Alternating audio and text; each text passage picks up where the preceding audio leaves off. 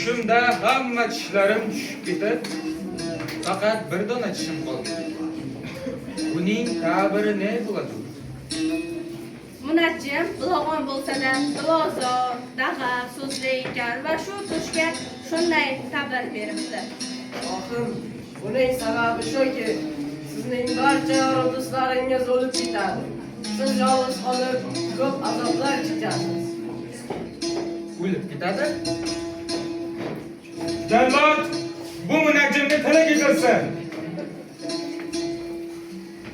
G'azablangan Sabuq degan munajjimni tilini kestiribdi va xuddi shu tushni oqil tadbirkor vaziriga so'zlab berib, undan ham ta'birini so'rabdi. Assalomu alaykum, shohim. Va alaykum assalom. Xo'sh munajjim, men kecha bir tush ko'rgan edim.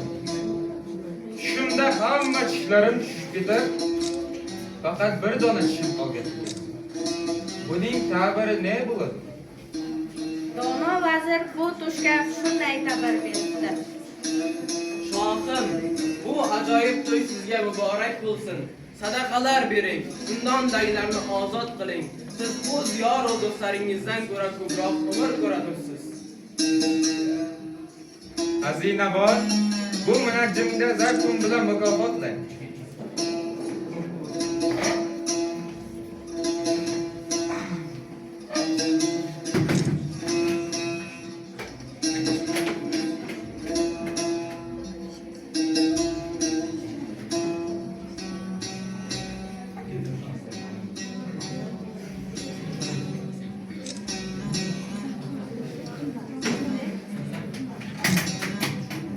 Ulug' shohim, ulug'.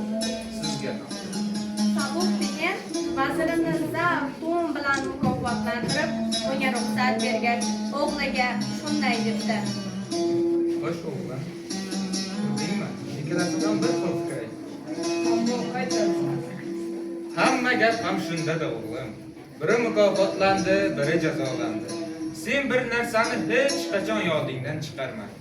Boshqa balo niydan kelur, ikki endi tildan kelur.